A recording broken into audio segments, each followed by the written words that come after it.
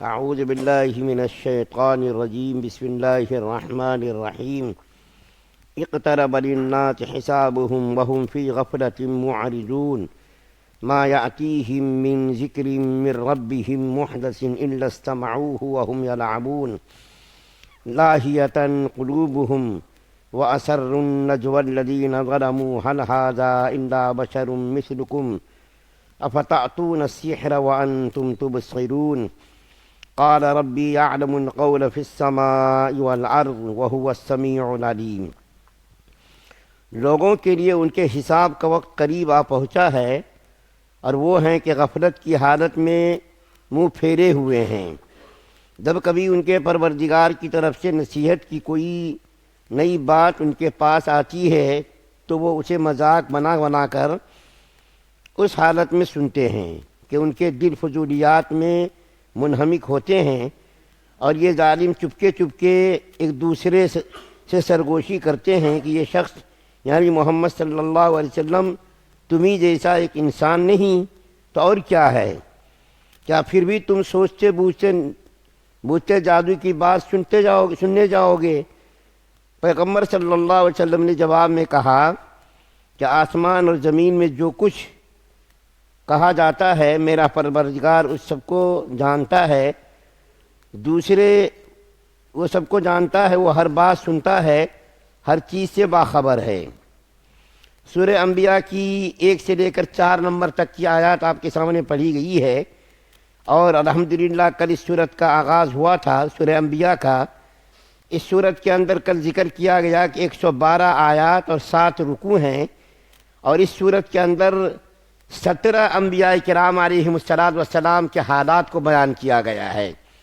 خاص طور پر حضرت ابراہیم علیہ السلام کا بڑا لمبا چوڑا واقعہ بیان کیا گیا ہے، کیونکہ ان کا سامنا جس ظالم بادشاہ سے ہوا وہ نمرود بادشاہ بڑا ہی ظالم بادشاہ تھا، اور اس کے علاوہ زکریا علیہ السلام، حضرت یحییٰ علیہ السلام، اور اس کے علاوہ سلیمان علیہ السلام، داؤد علیہ السلام، اس طریقے سے 17 نبیوں کا اس صورت کے اندر تذکرہ کیا گیا ہے. اور ان نبیوں کا تذکرہ 2 باتوں کی وجہ سے کیا گیا ہے. ایک تو یہ کہ کفار مکہ کو بتانا مقصود ہے کہ پہلے جتنے پیغمبر تشریف لائے سب کے سب انسان ہی تھے اور اب بھی نبی کریم صلی اللہ علیہ وسلم انسان ہی نبی بن کر کے آئے ہیں. دوسرا یہ کہ نبی کریم صلی اللہ علیہ وسلم کو تسلی دینا مقصود ہے کہ آپ سے پہلے جتنے بھی پیغمبر آئے تمام پیغمبروں کے ساتھ ان کی قوم نے اسی طریقے کا معاملہ کیا جیسا کہ آپ کی قوم آپ کے ساتھ کر رہی ہے. تو اس طریقے سے نبی کریم صلی اللہ علیہ وسلم کو تسلی دینا مقصود ہے. اور جب ایک پریشانی میں کئی آدمی شامل ہوں تو اس پریشانی میں کمی واقع ہو جاتی ہے، اس پریشانی میں تسلی ہو جاتی ہے کہ ارے چلو میں یہ فلاں بیماری میں مبتلا ہوں تو فلاں بھی ہے، اس طریقے سے تسلی ہوتی ہے. اب میں اس آیت کے ضمن میں جو مضمون بیان کیا گیا ہے اس کو بیان کرتا ہوں. سب سے پہلی آیت کریمہ میں اللہ تعالیٰ قیامت کے دن کا تذکرہ فرما رہے ہیں کہ قیامت قریب آ گئی ہے، اس کے باوجود بھی وہ لوگ غفلت میں پڑے ہوئے ہیں. اب آپ کہیں گے ارے یہ تو ہزاروں سال گزر گئے اور جو ہے اب قیامت قریب کیسا آ گئی ہے؟ تو اس کو آپ اس طریقے سے سمجھیں کہ روز بروز قیامت قریب آ رہی ہے. نبی کریم صلی اللہ علیہ وسلم کے زمانے میں جو قرآن پاک نازل ہوا اس زمانے کے اعتبار سے اب اور کل کا دور اور زیادہ قیامت کے قریب آنے والا ہے. جو وقت گزرتا جائے گا تو قیامت کا وقت قریب آتا جائے گا. تو اس طریقے سے قیامت کا دن قریب آ گیا، اس کے باوجود کفار مکہ مشرکین قیامت کے ہولناک دن کی کوئی تیاری نہیں کر رہے ہیں، بالکل اس سے غافل ہیں، دنیاوی کاموں میں منہمک ہے. اور یہ لوگ آپس میں بیٹھ کر کے مشورے کرتے تھے کہ نبی کریم صلی اللہ علیہ وسلم کا جو کلام ہے یہ کلام جادو کا کلام ہے. نبی کریم صلی اللہ علیہ وسلم کے کلام کو لوگ جادو کہتے تھے. کیوں؟ کہ اس کلام الہی کے اندر اتنی تاثیر ہے، اتنی بلاغت ہے، فصاحت ہے کہ کوئی آدمی بھی سنے تو متاثر ہوئے بغیر نہیں رہ سکتا، چاہے وہ کتنا بھی سخت دل ہو. اس وقت میں دو واقعات آپ کے سامنے بیان کروں گا، جیسا میں نے کل وعدہ کیا تھا۔ موجودہ دور میں بھی جبکہ کفار و مشرکین اپنی حالتوں میں حد سے تجاوز کر گئے، ان کے سامنے بھی قرآن پڑھا جاتا ہے تو وہ بھی متاثر ہوئے بغیر نہیں رہتے۔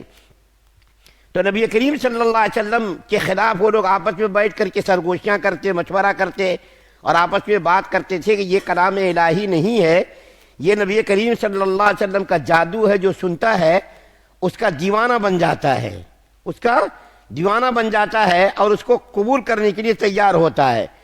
تو دیکھیے یہ لوگ جادو کہتے تھے۔ تو ایک واقعہ تو یہ ہے، عتبہ بن ربیعہ جو مکہ کا سردار تھا اور اپنے قبیلے کا بڑا ہی دانشمند ہوشیار آدمی تھا، بوڑھا بالکل آدمی تھا، عمر دراز آدمی تھا اور بڑا ہی ہوشیار دانشمند آدمی تھا، شاعر بھی تھا۔ اس نے ایک مرتبہ قریشیوں سے کہا، مکہ کے کافروں سے کہا کہ میں محمد صلی اللہ علیہ وسلم کے پاس جا کر کچھ معاملے کو طے کرتا ہوں، ان کے سامنے کچھ تجاویز رکھتا ہوں، کچھ پیشکش کرتا ہوں، شاید وہ ہماری پیشکش کو، ہماری تجویز کو قبول کر لے، اور یہ روزانہ جو مصیبت ایک آئی ہوئی ہے اس مصیبت سے ہم نجات پا جائیں۔ اور یہ اس وقت کی بات ہے جب اسلام روز بروز ترقی کر رہا تھا، روز بروز دائرہ اسلام کے اندر لوگ داخل ہو رہے تھے۔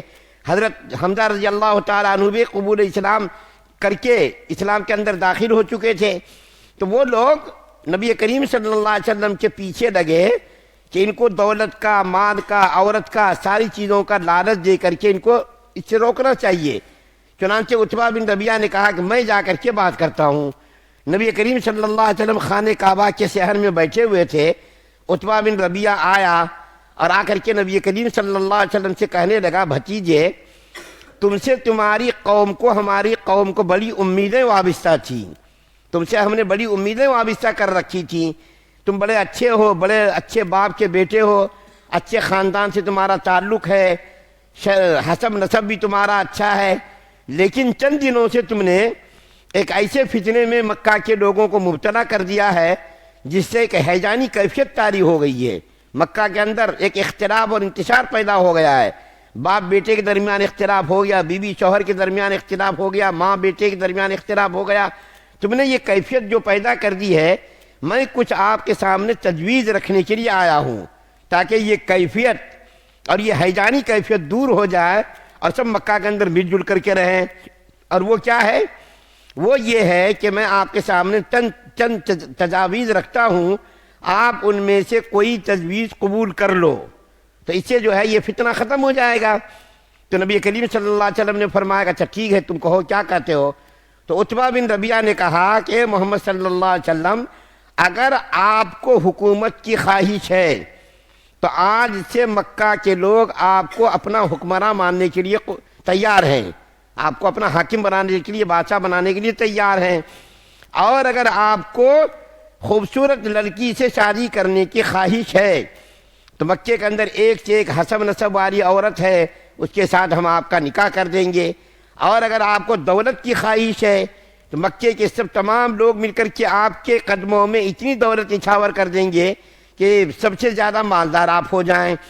اور اگر آپ کے اوپر جنات نے اپنا اثر ڈال دیا ہے اور اس کا علاج آپ نہیں کرا پا رہے ہیں تو مکہ کے لوگ اپنے پیسوں کو خرچ کر کے آپ کا علاج کرانے کے لیے بھی تیار ہیں۔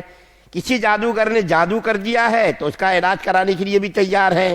اب آپ بتائیے، آپ ان تجاویز میں سے کون سی تجویز قبول کرنے کے لیے تیار ہے جس سے کہ مکہ کے اندر جو ہیجانی کیفیت طاری ہے وہ ختم ہو جائے؟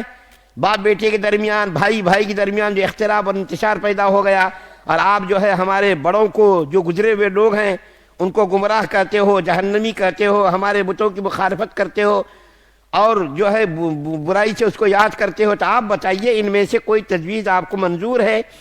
تو نبی کریم صلی اللہ علیہ وسلم نے بڑے غور سے ان کی بات پہلے سنی اور اس کے بعد سننے کے بعد فرمایا، اے عتبہ تم کو جو کچھ کہنا تھا تم نے کہہ دیا، اب تو کوئی بات نہیں ہے نا؟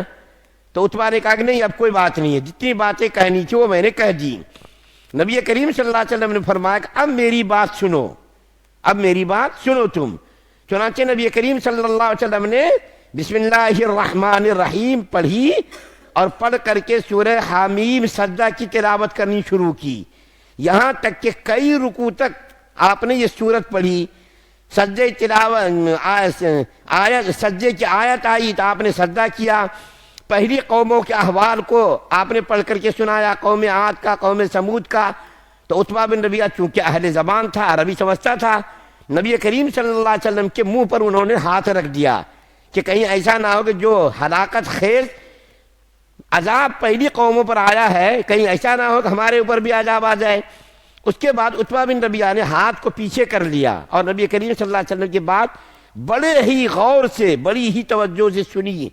اور جب مکمل بات ہو گئی تو عتبہ بن ربیعہ نے کہا کہ بس اب ٹھیک ہے، اب جا رہا ہوں. میں اپنی قوم کے پاس آیا تو آنے کے بعد کہنے لگا عتبہ بن ربیعہ کہ دیکھو میں ایک ایسے آدمی کے پاس سے ایسا کلام سن کر کے آیا ہوں جو نہ تو جادو ہے، نہ تو کہانت ہے، نہ تو شعر ہے. وہ کلام الہی عجیب و غریب تاثیر رکھتا ہے اور ایک نہ ایک دن یہ غالب آئے گا. اب میری بات سنو. عتبہ بن ربیعہ کہنے لگا اپنی قوم سے اب میری بات غور سے سنو. اور وہ بات کیا ہے؟ وہ بات یہ ہے کہ تم نبی کریم صلی اللہ علیہ وسلم کو چھوڑ دو. وہ کام کرتے رہے یہاں تک کہ مکہ کے اندر اور قرب و جوار کے اندر اور عرب کے اندر یہ غالب آ جائیں. اگر ان کو غلبہ مل گیا اور اگر ان کو فتح مل گئی اور وہ کامیاب ہو گئے تو ان کی جیت تمہاری جیت ہے، ان کی جیت تمہاری جیت ہے. اور اگر ان کو شکست ہو گئی اور اپنی باتوں میں اور اپنی دعوت میں ناکام ہو گئے تو تم کو بیٹھے بٹھائے تمہارا مقصد پورا ہو جائے گا تو تم لوگ خاموش ہو جاؤ. ان کی اگر جیت ہو گئی تو ان کی جیت تمہاری جیت ہے، اور اگر وہ شکست کھا گئے اور اس کی دعوت اور اس کی محنت اور اس کا جو مشن ہے اگر وہ ناکام ہو گیا تو تم کو کچھ کرنے کی ضرورت نہیں ہے. اور اس کلام کے اندر ایسی تاثیر ہے کہ وہ ایک نہ ایک دن غالب ہو کر کے رہے گا. تو لوگ تھے کہنے لگے کہ دیکھو عتبہ بن ربیعہ پر بھی محمد نے نعوذ باللہ جادو کر دیا ہے. یہ جاتے ہی وہاں سے بدل کر کے آیا، یہاں سے گیا تو کچھ اور تھا اور آیا ہے تو کچھ اور ہے. اس کے اوپر بھی محمد صلی اللہ علیہ وسلم نے اس کے اوپر بھی جادو کر دیا ہے. ایک تو یہ واقعہ ہوا، اور دوسرا واقعہ طفیل بن عمرو دوسی، قبیلے دوس کا ایک بڑا ہی سردار آدمی تھا. ایک مرتبہ عمرہ کرنے کے لیے مکہ آیا تو مکہ کے لوگوں نے ان کو گھیر لیا اور گھیر کر کے نبی کریم صلی اللہ علیہ وسلم کے خلاف بہت ساری باتیں کی اور یہ کہا کہ دیکھو فلاں آدمی کے پاس تم جانا مت کیونکہ وہ بڑا ہی جادوگر ہے. اس کی بات اگر تم نے سنی تو تم بھی جو ہے اس کے پیچھے ہو جاؤ گے، اس لیے تم ان کی بات ہی نہیں سننا. چنانچہ یہ طفیل بن عمرو دوسی کہتے ہیں کہ میں نے اپنے کانوں میں روئی ٹھوس لی تاکہ ان کی بات سننے کا موقع نہ ملے اور میں اس کی بات قبول نہ کر لوں. مکہ کے لوگ ان کے پیچھے لگے رہے کہ کہیں یہ محمد صلی اللہ علیہ وسلم کا کلام سن کر کے دیوانہ نہ ہو جائے. یہ نبی کریم صلی اللہ علیہ وسلم کے قریب گیا تو وہاں نبی کریم صلی اللہ علیہ وسلم قرآن کی آیت تلاوت کر رہے تھے. انہوں نے کانوں میں روئی ٹھوس رکھی تھی تاکہ کانوں میں ان کی آواز نہ جائے.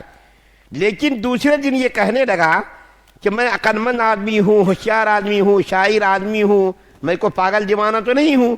ان کا کلام سننے میں کیا حرج ہے؟ اگر اچھا کلام ہو تو ان کا کلام ہم قبول کر لیں گے، اور اگر خراب کلام ہوگا، جادو کا کوئی کلام ہوگا تو ان کا کلام ہم رد کر دیں گے. چنانچہ دوسرے دن نبی کریم صلی اللہ علیہ وسلم خانہ کعبہ میں نماز پڑھ رہے تھے. یہ آئے اور آ کر کے کلام سننے لگے.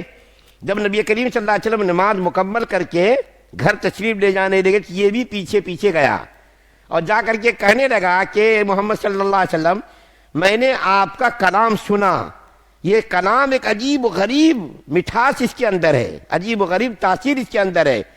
مکہ کے لوگوں نے آپ کے خلاف مجھ کو بھڑکایا کہ جادو ہے، سحر ہے، اور آپ کے خلاف بہت زیادہ بھڑکایا، لیکن آپ نے جو قرآن پاک کی تلاوت کی وہ جادو نہیں ہے، وہ شعر بھی نہیں ہے، وہ کہانت بھی نہیں ہے. کیونکہ میں شاعر بھی ہوں، مجھے معلوم ہے شعر میں اور کہانت میں اور کلام الہی میں فرق کیا ہے، وہ مجھے معلوم ہو گیا. اسی وقت انہوں نے کہا کہ یا رسول اللہ صلی اللہ علیہ وسلم آپ مجھ کو کلمہ پڑھائیے، میں دائرہ اسلام میں داخل ہونے کے لیے تیار ہوں. چنانچہ اسی وقت اس نے کلمہ پڑھا اور کلمہ پڑھ کر کے مسلمان ہو گیا. مکہ کے لوگوں نے بڑی کوشش کی کہ یہ کلام محمد صلی اللہ علیہ وسلم کا نہ سن سکے، کلام الہی نہ سن سکے، لیکن جب ان کے کانوں میں کلام الہی پڑ گیا تو انہوں نے کہہ دیا کہ یہ کلام جادو نہیں ہے بلکہ یہ کلام الہی ہے، اور اس کلام الہی کے اندر عجیب مٹھاس ہے، شیرینی ہے، عجیب و غریب بلاغت ہے، فصاحت ہے، اور اس کے اندر کشش ہے، جو سنتا ہے آدمی دیوانہ ہو جاتا ہے۔ لیکن مکہ کے لوگ کیا کہتے تھے؟ نہیں، یہ کلام جادو ہے، اور یہ جادو کے ذریعے سے لوگوں کو دیوانہ بنا رہا ہے۔ جادو اگر نہیں ہوتا تو لوگ اس کو قبول کیسا کرتے؟ لیکن مکہ کے لوگوں کو جب سرگوشی کرتے تھے اور نبی کریم صلی اللہ علیہ وسلم کو اللہ تعالیٰ وحی کے ذریعے بتا دیتے تھے کہ دیکھو یہ لوگ ایسا ایسا بول رہے ہیں، تو نبی کریم صلی اللہ علیہ وسلم کے سامنے جب بیان کرتے تھے تو وہ کیا سمجھتے تھے؟ جادو کے ذریعے سے ان کو معلوم ہو گیا۔ حالانکہ نبی کریم صلی اللہ علیہ وسلم کو اللہ تعالیٰ وحی کے ذریعے اطلاع دیتے تھے کہ آپ کے خلاف یہ لوگ ایسی ایسی باتیں کر رہے ہیں۔